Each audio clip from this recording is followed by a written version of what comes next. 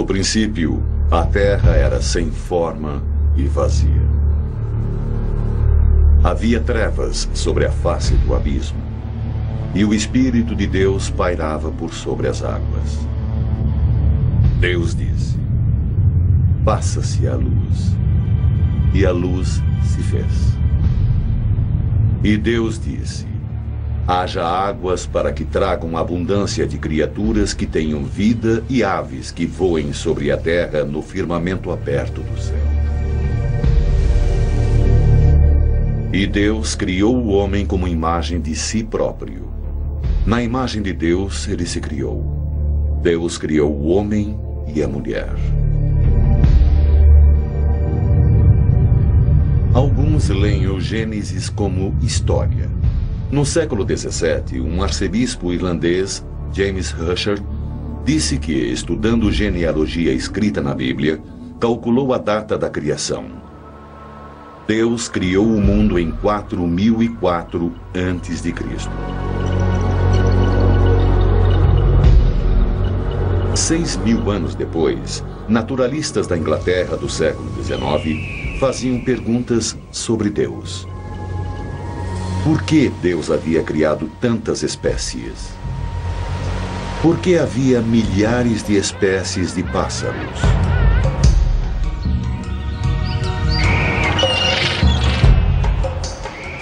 E, pelo amor de Deus, por que deveria haver 1 milhão de insetos?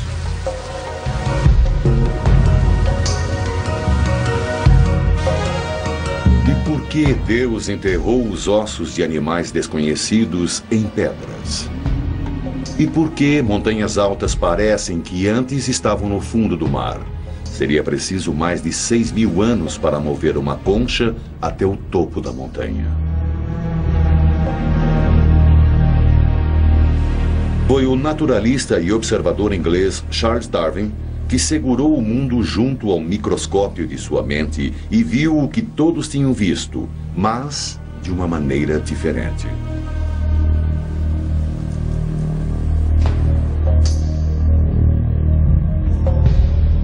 Além do Gênesis. Origem das espécies, por Charles Darwin.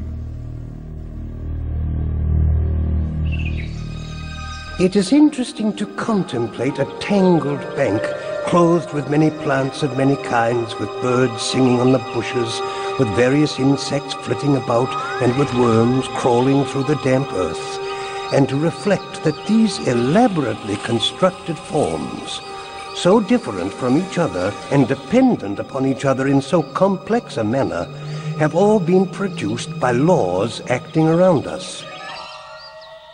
What Darwin gave us is an explanation, I go further, the explanation, for why we exist. The publication of The Origin of Species by Darwin in 1859 ushered in the greatest intellectual revolution since the proclamation of Christianity 2,000 years earlier. Darwin visualizou o progresso da evolução como sendo igual à árvore da vida. Do tronco sólido de um número limitado de organismos primitivos, através do tempo, brotou robustos galhos de peixes, répteis, plantas e mamíferos. Eles, por sua vez, multiplicaram-se, até finalmente as rosas e rabanetes, pombos e pavões, macacos, gorilas e humanos. A explicação de Darwin baseava-se na teoria da seleção natural da hereditariedade no nascimento de cada novo indivíduo que nascia levemente diferente dos outros. Ocasionalmente, um nasceria mais forte, rápido ou melhor habilitado para acompanhar as mudanças do mundo. Esse indivíduo esforçou-se e passou para os seus filhotes essa vantagem. Geração após geração, pequenas mudanças se acumularam até que um novo organismo não procriava mais como seus ancestrais. Uma nova espécie surgia. Non-random survival over countless generations leads to a gradual evolutionary change from small beginnings on our planet like bacteria over a sufficiently large number of these non-randomly selected generations, you end up with things like us, mammals, birds, highly complicated, beautifully designed creatures. There's not a shred of evidence that will stand the test of time that denies the biblical account of creation. That when God created Adam and then took Eve out of the side of Adam, they were as complete as we are now. That there was no evolution, no change. A teoria de Darwin movimentou o homem da sua posição ocupada no centro da criação, causando um impacto até os dias de hoje. Metade dos americanos prefere a história bíblica da criação. It's like to me saying that this watch, with all of its intricate parts, somebody somewhere just threw a lot of metal up in the air one day and it came down, a watch that tells me exactly what time it is. It's even more ridiculous than that, because man is by far a more marvelous creation than this wristwatch. O argumento diz que, se existe o relógio, deve existir seu criador. Então, certamente, quanto mais intrincado o mundo de coisas vivas, mais deve envolver um criador. O que Darwin dizia, somente a luta pela sobrevivência, dando uma grande distância no tempo, pode produzir o rico e variado mundo que vemos hoje.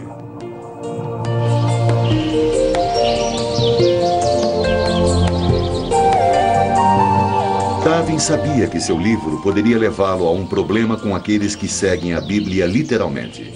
Então, em 100 páginas de exemplos de evolução, o homem consegue só uma sentença na última página.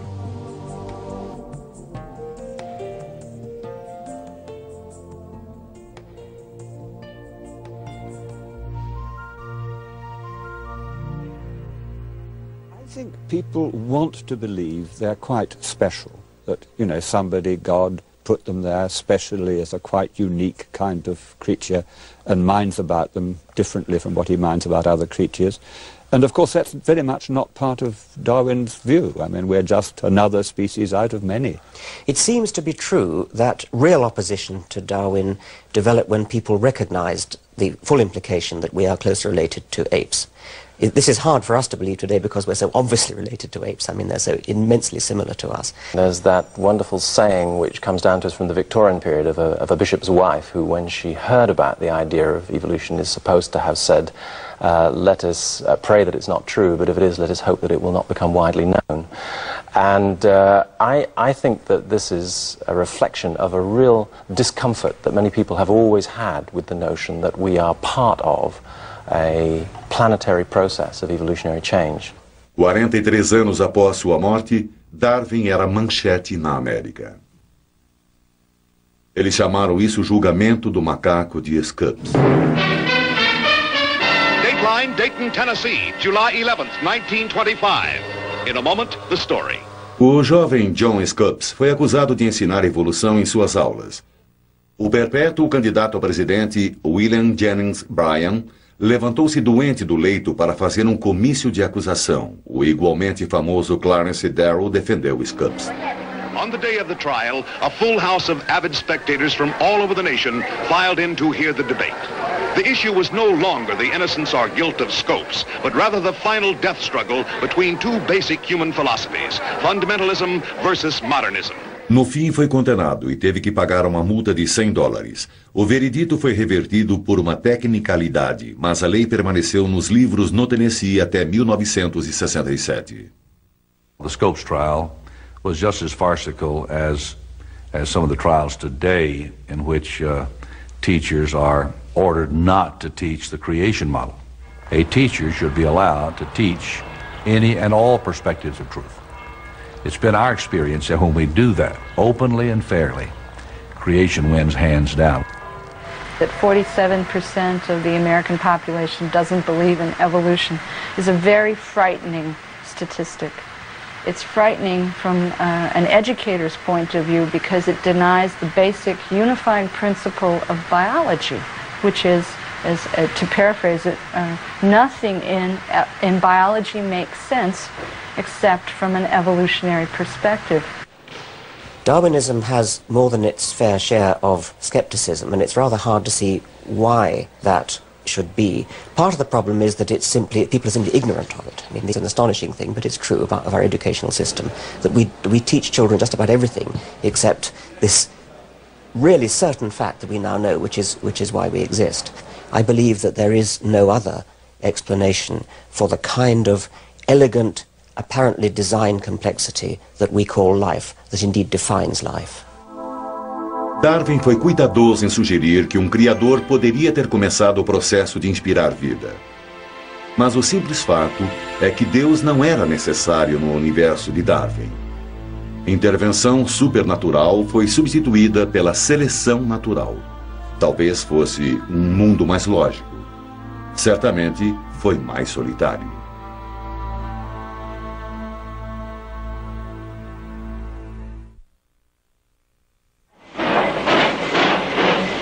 Era mundo em transição. A Revolução Industrial começava. Na Inglaterra, pareceu que o mundo estava se abrindo para a mudança dos motores. Era o tempo das grandes ideias e grandes homens.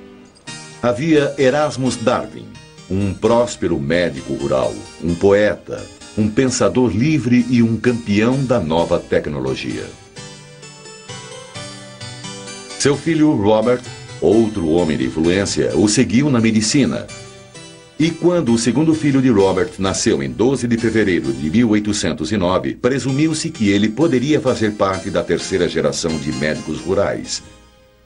Mas Charles Robert Darwin era mais feliz nas florestas que nas salas de aula. Ele preferia caçar ao ar livre, observar pássaros, coletar, explorar. Charles was in and out of country houses and barnyards, and he saw how people selected the best cattle and the best pigs and the best horses and bred from them to improve the quality of the stock. Ele abandonou seus estudos de medicina e foi para a Universidade de Cambridge, onde estudou teologia. And that's when it first occurred to him that he could make his name in natural science. He could make better beetle collections than any of the beetle collectors. He came here to the River Cam and scouted along the banks and looked at the trees and pulled beetles out of the bark. He bested the lot of them. Sabendo que estava mais interessado em colecionar besouros do que salvar almas, 2 de seus professores recomendaram uma viagem através do mundo. O barco chamado Beagle, de 27 metros, foi acertado para uma viagem à América do Sul.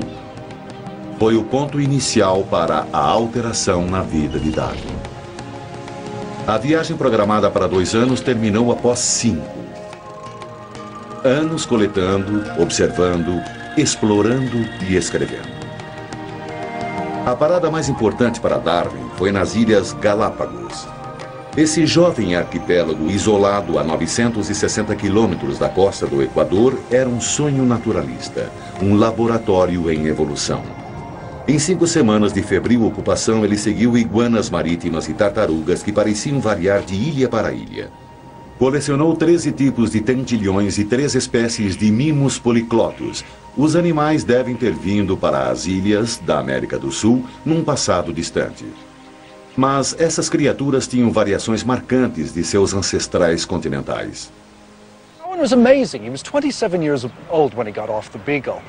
His notebooks were bulging with data about all the places he had visited.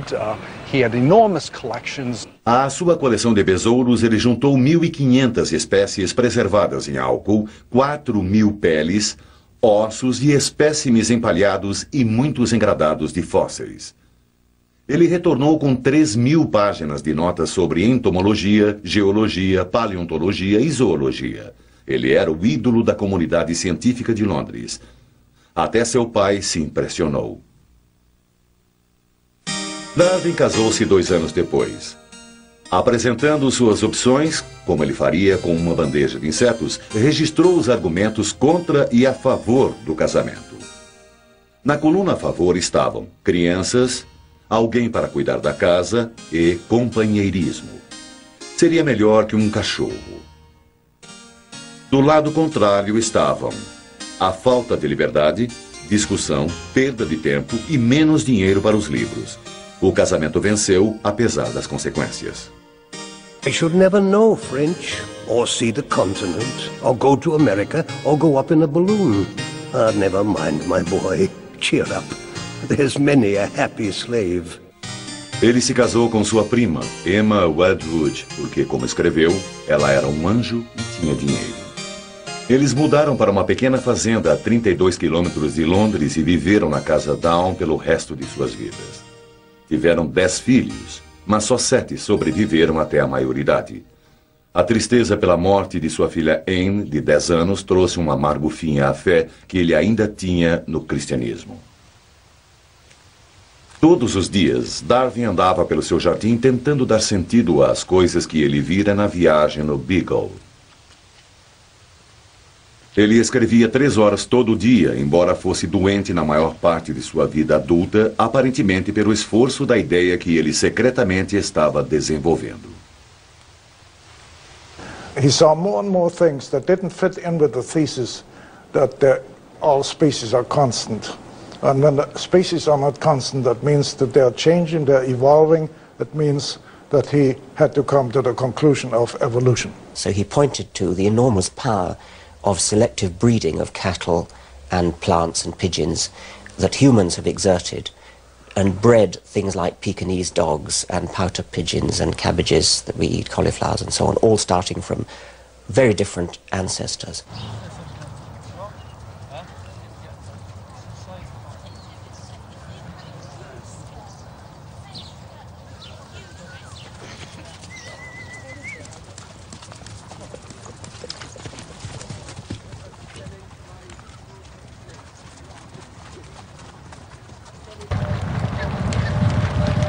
O que Darwin chamou de seleção artificial contínua no novo mercado, o Centro Mundial de Cavalos de Corrida da Inglaterra. 300 anos atrás, essa criação não existia. Criadores ingleses cruzaram pequenos garanhões árabes com éguas inglesas. Então, e agora, o puro sangue é o cavalo mais rápido do mundo. Econômicos, estéticos, amantes do esporte. São tantas as pressões que dirigem a evolução das espécies no curral. Mas que força existia antes por trás da seleção natural? O que estava acontecendo no mundo real dos repolhos e dos manda-chuvas? Well, he really made 2 quite independent claims. One was the belief that all existing organisms, animals, plants, the lot, are all descended from some one or a few very, very simple organisms by just the natural process of descent, the ordinary process of biological reproduction. That's, if you like, the fact of evolution. And then the second thing he said was a mechanism, a process which would bring it about, which was his idea of natural selection. The survivors were naturally selected in the way that individuals in the barnyard were selected for what the breeder wanted in his stock. And Darwin went on to develop that original idea for 20 years after October 1838, when it occurred to him, and finally it became the centerpiece of his book, The Origin of Species.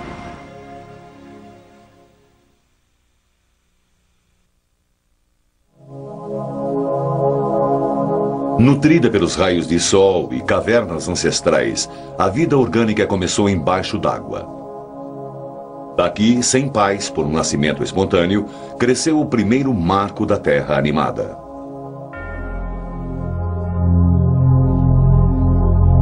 Essa aclamação à evolução foi escrita pelo velho Erasmus Darwin, mais ou menos uma década antes de Charles nascer.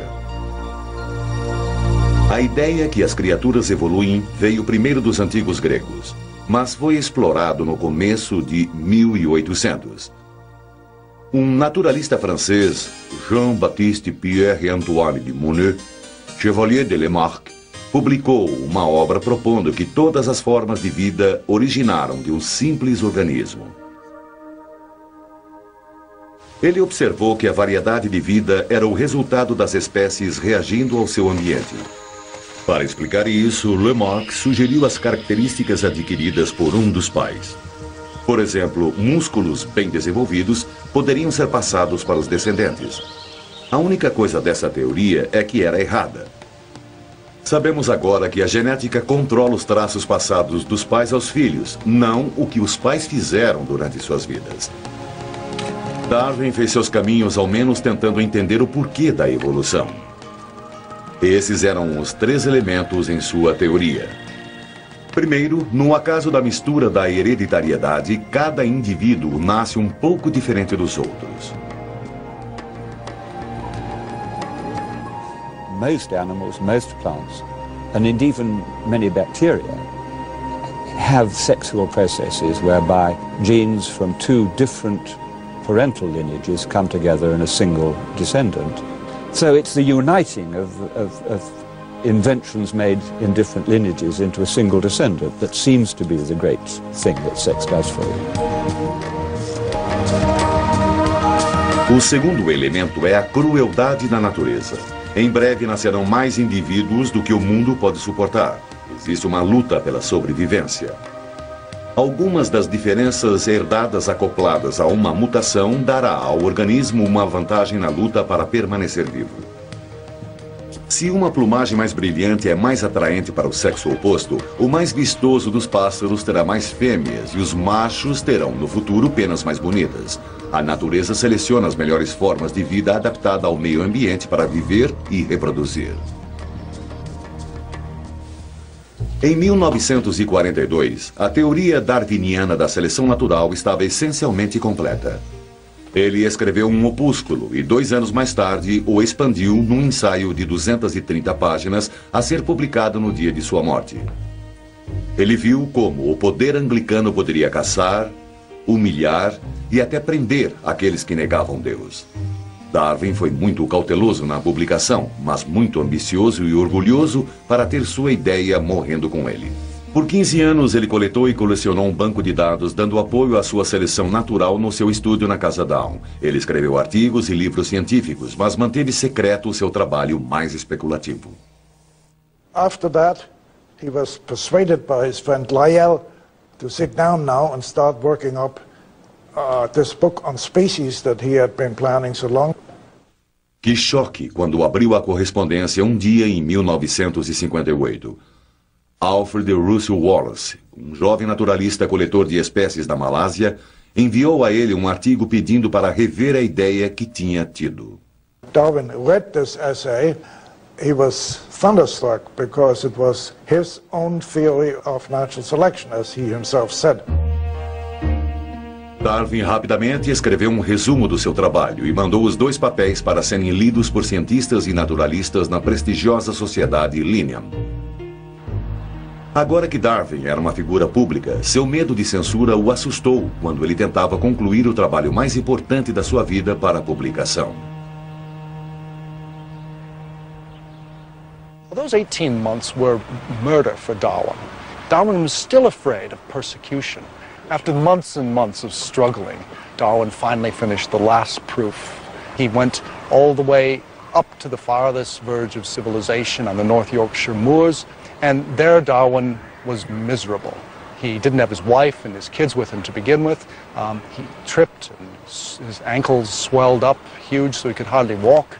He had a fiery rash on his face. He developed boils. He said it was like living in hell. And what was he doing when he was there?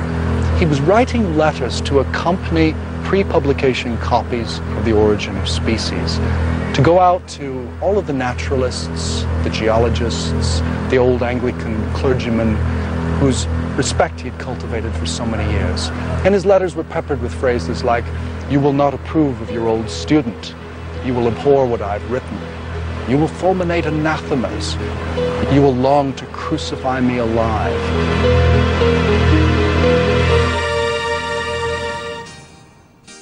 A primeira impressão foi esgotada no dia da publicação. Darwin ficou surpreso em ouvir que as cópias tinham sido agarradas pelos comutadores na estação de Waterloo. A imprensa viu o intento de Darwin em diminuir a evolução do homem em sua longa barba branca, que se transformou rapidamente num ícone nos magazines. Dos conservadores religiosos veio o esperado ataque de que o livro era de um ateísmo absurdo. Da comunidade científica veio um autoelogio e algo equivalente a "por que eu não pensei nisso?". Em 30 de junho de 1860, a controvérsia veio à tona no debate diante da Associação Britânica de Ciência Avançada. O bispo Samuel Wilberforce atacou o ponto de vista darwiniano. O biólogo T.H. Huxley apoiou a seleção natural. Em frente a 700 pessoas amontoadas numa lotada biblioteca, o bispo perguntou a Huxley se ele era descendente de um macaco por parte de seu avô ou avó. Huxley sussurrou ao amigo: "O senhor entregou ele em minhas mãos." E levantando-se disse à assistência que ele preferiria ter um gorila como um avô do que um homem que introduziu o ridículo numa reunião científica. Os argumentos sobre a origem das espécies estão ainda persistindo, dos púlpitos das igrejas a seminários em escolas graduadas como este que James Moore ensinou em Harvard. It's an ape book, isn't it? The people at the time saw monkeys running through the pages, or apes. I mean, I don't think he had any sense that he could write a book like this and not be writing about human beings. I think he was canny in terms of not addressing it directly to his descent of man. But I think this is absolutely about the central sort of the National Enquirer headline that his contemporary readers would be coming at this about is, okay, what does this say about us and God? Is there a correct reading of Darwin? Is there a correct reading of any text? There's no other 19th century work of biology to which contemporary biologists, scientists working today, would go back in order to see whether they could learn something new. In the history of biology, it's difficult to conceive of a greater book than The Origin of Species. It fundamentally, and I believe permanently, changed our view of nature. Vivemos num mundo de princípios darwinianos. Precisamos nova vacina para a gripe todo ano. Pesticida para insetos resistentes está devastando plantações. Cólera, malária e tuberculose estão voltando. O vírus da AIDS muda tão rapidamente que as drogas pararam de agir. Encourage the evolution of resistance to the very antibiotics we want to use. It's extremely irresponsible, careless and stupid of us. And if, well, let's put it like this, if all doctors learnt some evolution theory when they were in college, it might have saved a great many deaths. Se sua visão é boa, você sabe onde olhar. Você pode observar os princípios darwinianos em ação. Na Faculdade de Medicina e Cirurgia da Universidade de Colômbia, bandejas infestadas de cultura bacteriana são usadas para estudar como os organismos mudam. Uma vez que a bactéria se estabeleceu e procriou-se, pequenas doses de antibióticos são introduzidas. O círculo em torno de cada dose é uma zona mortal. Maior o círculo, maior número de bactérias têm sido mortas, mais efetiva é a droga. Mas milhões de bactérias individuais numa colônia, uma pequena fração será resistente à droga. Quando as demais morrem, os sobreviventes tomam o lugar. Virtually all staphylococci in the world in 1941 were susceptible to penicillin. By 1944, although very little penicillin had been used in a hospital, what had happened is 25% had become resistant. By 47, when one started to use penicillin extensively in hospitals to treat pneumococcal pneumonia, to treat severe infections, what had happened, we were up to 75% resistance. Those organisms now would not be killed by penicillin. Assim sendo, as descobertas foram aclamadas somente por alguns anos como as drogas miraculosas, não se tornando a panaceia permanente que pensávamos que fosse. É por isso que as doenças que tínhamos vencido, como a malária e tuberculose, estão voltando apesar dos esforços em combatê-las. The case of malaria, which is also becoming a very serious disease again, it's partly that the malarial parasite has changed. It's also, of course, that malaria is transmitted by mosquitoes, and the mosquitoes have changed. I mean, we used to be able to kill the mosquitoes with insecticide, and now we can't. So it's both the mosquito and the malaria are changing. We're creating trouble for ourselves. I mean, if you go into my greenhouse, you'll find there are whitefly in there. Now, you cannot kill those whitefly with any insecticide that you can buy from the garden shop down the road, though 20 years ago you would have been able to. Those whitefly have evolved a resistance to insecticide. O que vemos nos microscópios e nas manchetes é a natural seleção do trabalho. No, it is a continuous little race going on between predators and their prey, diseases and their hosts and so on. Constantly happening. O ser humano não muda, ao contrário das bactérias e vírus que podem mudar e se adaptar numa velocidade espantosa. Humanos mudam tão devagar que mais de 95% da nossa genética fazem as informações voltarem à idade da pedra. Isso tem um impacto nas nossas emoções e poder de resistência. We were not evolved in order to sit in motor cars and drive around at 70 or 80 miles an hour. We were not equipped by evolution to spend most of our working lives sedentary, sitting at desks as many of us do and pushing pieces of paper around. You only have to say these things to realize that we're living in a human environment now, largely, an environment of our own making. Novo campo chamado medicina darwiniana é uma tentativa para compreendermos como traços que adquirimos através de milhares de anos de evolução estão trabalhando agora. We may be doing things which sometimes are so different from the way things were when we evolved that we set up some tensions. A classic example that's often used would be we are equipped to respond to emergency situations with what Walter Cannon called the fight or flight response, which, adrenaline pumping round, blood sugar raised, and so on. Existe ponto para tudo isso. A adrenalina acelera a ação do tempo. Aumento de açúcar nos dá energia instantânea. Sangue é desviado para os músculos e estamos prontos para lutar contra tudo. Quando só o que estamos enfrentando é uma multa de estacionamento. Medicina darwiniana tem uma resposta ou desculpa, talvez, para aqueles preocupados com o peso. We've all been educated ad nauseum to quit eating so much fat, quit eating so much salt, quit eating so much sugar, and we all keep doing it. Well, the selective disadvantage of eating too little might be that you might starve when the next famine comes by. And therefore, a few extra pounds that are going to get you through that period will be quite advantageous. So it's not surprising that in the brain, mechanisms have been shaped that ensure that when adequate food is available, we tend to eat a little too much rather than a little too little. Controvertidamente, tentamos aplicar leis mais brandas ao comportamento humano.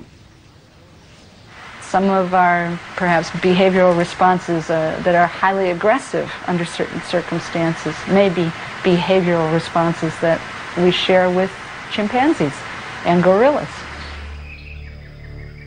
Alguns cientistas combatendo a compreensão da evolução vão longe na explicação das vantagens de certos comportamentos que vemos no mundo hoje. O campo é chamado biologia. Os machos exibem agressividade, competitividade, ciúme e habilidades que ajudaram seus ancestrais a sobreviver, o que poderia explicar o comportamento marcial das espécies humanas. Se gostamos dos olhos azuis de alguém, cabelo lustroso, dentes brancos, é porque estamos programados para procurar um parceiro sadio, para ajudar a assegurar a sobrevivência da linhagem. Em tudo isso, somos nós diferentes de outras espécies? Nossas ações dizem, sou rápido e sadio, sexualmente maduro e os meus genes merecem ser passados adiante. É a sobra do amanhecer do homem? Somos todos guiados pelos imperativos biológicos? Cruzando uma tela estão 3 cartas triplicadas, a linguagem da vida. Esses T's, G's, A's e C's soletram nossos genes, a base que constrói os blocos da hereditariedade. Cientistas estão usando essa novidade da ciência para responder algumas das questões. Estão confirmando muito do que Darwin sempre suspeitou. The split between humans and chimpanzees, we think, from the molecular biology was around 5 to 7 million years ago, which is very recent on an evolutionary timescale. And humans and chimpanzees are so closely related, for instance, that if you examine the proteins that are the same, from the same gene, you often cannot find any differences in the subunits of those proteins. Rebecca Kem estava no time da Universidade da Califórnia em Berkeley e encontrou dentro de nós pistas do nosso passado. Eles estudaram o código genético de pessoas no mundo todo. What we're really looking at is a process called lineage coalescence. When you did that, they all coalesced into a single ancestor, a maternal ancestor. Eles calcularam a linhagem humana há mais ou menos 200 milhões de anos para um ancestral teórico que provavelmente descendeu de Eva. I actually don't like to use the word Eve because it has a lot of religious connotations that aren't really biologically accurate. It implies that there was a single ancestor for all people, and this is sometimes seen in the press as a single woman who gave rise to all humans. That's not really true. There could have been anywhere from 2,000 to 10,000. Se o time de pesquisa de Berkeley tomasse todos os indivíduos e famílias no mundo, tribos e raças, poderia traçar a árvore da família de volta a um pequeno bando de pessoas que viveu na África há 200 milhões de anos. Se algo acontecesse para esse grupo, como fome, inundações, doenças, a raça humana não existiria. There has to have been several billion years of continuous, successful parent-to-offspring transmission to get to us. At any one point, if that had not been successful, our line of ancestry would have died. No hemisfério norte, cavalos evoluíram para preencher um ninho de herbívoros no ecossistema. No continente da Austrália, a natureza tomou um caminho diferente. Ao invés de cavalos, a evolução veio com cangurus. There is a very strong chance element in exactly the way evolution goes. So, for example, I'd be fairly happy in predicting that we would get eyes, seeing organs, because eyes have indeed evolved about 9 times independently in different parts of the animal kingdom, and the same sorts of eyes have evolved several times independently.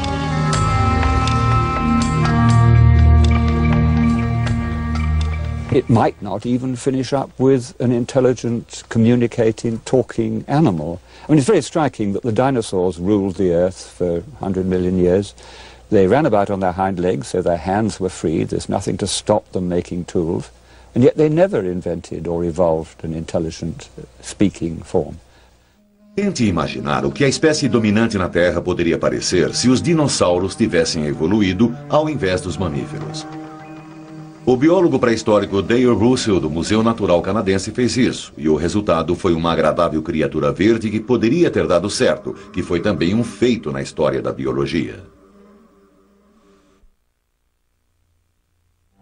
Karl Marx, Andrew Carnegie, Joseph Stalin, John D. Rockefeller, Adolf Hitler. O que esses homens têm em comum? Dos capitalistas aos comunistas, todos acharam a errônea interpretação de Darwin para justificar a conduta de suas vidas. Eles tomaram uma frase que Darwin nunca usou, a sobrevivência do preparado, e usaram isso para racionalizar atitudes e ações que afetaram o curso da história moderna. In the late 19th century there was a whole school of thought, or perhaps several schools of thought, which now are known as social Darwinism, which really used evolution as an underwriting of a fairly crude kind of competitive ethic in society, what we might call a free market ethic, but more than that, the notion of dog eat dog, the weakest to the wall, and the phrase that Darwin's contemporary Herbert Spencer actually used for natural selection, which was survival of the fittest. Mas Spencer pensou que a evolução tinha a direção do simples para o complexo, do inferior para o superior. Well, the master race idea, from which we think of in connection with the 30s and with Germany, in some senses was the low point in the whole attempt to apply evolutionary and biological thinking to human affairs. Os nazistas ensinaram que os judeus eram involuídos. A raça ariana, eles disseram, era o pináculo da evolução e a manutenção da pureza racial foi uma obrigação evolucionária. Well, it wasn't just Hitler who thought about the idea of applying biological ideas in a rather radical way to human affairs. Eugenics as an idea, the idea that we should somehow apply principles to make us evolve into a superior species. Those ideas had been commonplace in the United States, in North America, and across Europe for 25 years before Hitler came to power. No tempo de Darwin, também existiam esses mais típicos entre a pequena nobreza que diziam que a evolução justificava suas vidas. Eles disseram que dinheiro para os pobres era meramente juntar aos despreparados, permitindo-lhes melhorar seu número e retardar o progresso evolucionário. O argumento não é desconhecido hoje em dia. Como Darwin definiu, a seleção natural não tinha uma direção particular. Descender com modificações não tem um objetivo, apenas é. We have no automatic right to our place on the earth. We have no automatic guarantee of our long-term survival. Most species that have ever lived are now extinct. Evolution is about change, and we suddenly realize how fragile any given or single species life is, including our own. And I think that general moral, that there is something about our place within the living world and our responsibility as a moral and an intelligent species, perhaps to try to conserve, to nourish that living world and not simply to do with it what we will for short-term gain, that may be, in the long run, perhaps the single most significant moral insight that we get from the idea of evolution. Essa compreensão é o resultado direto dos estudos do monge colecionador com a paixão por fatos. Precisaremos dessa compreensão moral se quisermos usar as ferramentas da genética que a ciência moderna está desenvolvendo.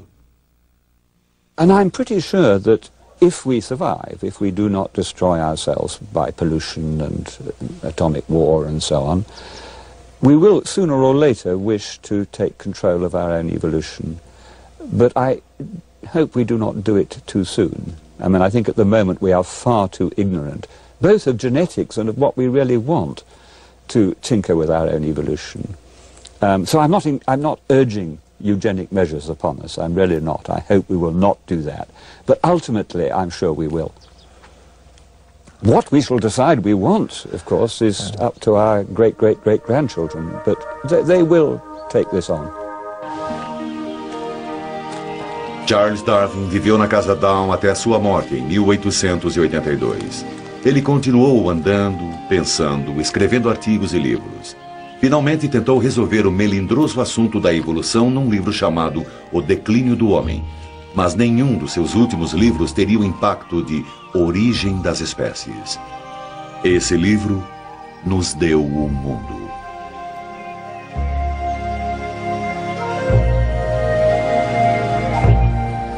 There is grandeur in this view of life, with its several powers having been originally breathed by the Creator into a few forms or into one. From so simple a beginning, endless forms, most beautiful and most wonderful, have been and are being evolved.